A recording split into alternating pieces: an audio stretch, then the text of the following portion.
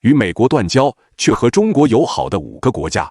近年来，美国不断干涉他国内政，严重扰乱国际秩序，许多国家深受美国霸权主义的影响，却不敢反抗。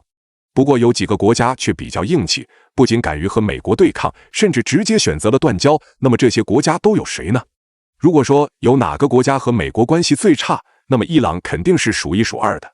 伊朗属于中东国家，具有4000年历史的文明古国，国土面积约165万平方公里，人口8000万。经济主要以石油天然气为主，是世界石油天然气大国，石油生产能力位居世界第4，出口量位居世界第2。早在1951年时，美国就盯上了伊朗这块肥肉，利用各种手段控制了伊朗政权长达20多年。不过在1979年时，伊朗人民推翻了美扶持的伪政府，也让伊朗成为了永远不可能和美国建交的国家。值得一提的是，伊朗目前是我国在亚洲的第1大贸易合作伙伴，相互的友谊也延续了数千年之久。第二个要说的是朝鲜，同样是永远都不会和美国建交的国家。朝鲜是位于东亚朝鲜半岛北部的社会主义国家，领土面积约12.3万平方公里，人口约2500万。1950年爆发的朝鲜战争，让朝美两国的关系极致恶化，即便在这和平年代里，也没有丝毫缓和的余地。美国在韩国设置军事基地，朝鲜就致力于研究武器。美国希望朝鲜无核化，朝鲜就偏偏要造核。对于美国的霸权主义，朝鲜从来都不买账。不过一向不问世事的朝鲜，却唯独愿意和中国保持联系。看来抗美援朝确实让朝鲜人民看到了中国的友谊。第3个国家是叙利亚，叙利亚位于亚洲西部，国土面积18.52万平方公里，人口2000万。叙利亚同样是因为石油资源遭到美国迫害的国家，但由于叙利亚人顽强的抵抗，美国并没有捞到多少好处。所以美国打起了扰乱其内政的主意，让叙利亚经历了长达10年的内战，人民生活异常艰辛，石油资源也逐渐枯竭。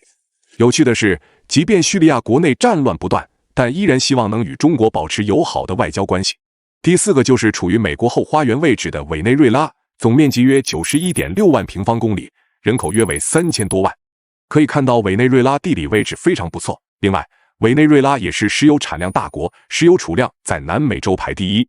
优越的地理位置加上丰富的资源，委内瑞拉也突然开始了内部战争，也幸好战争并没有持续太久。局势稳定后，委内瑞拉竟直接宣布与美国断交，显然操控内斗的幕后黑手就是美国。此后，中国成为了委内瑞拉主要的石油出口国，并且中国的外交政策平等友好，让委内瑞拉倍感欣慰。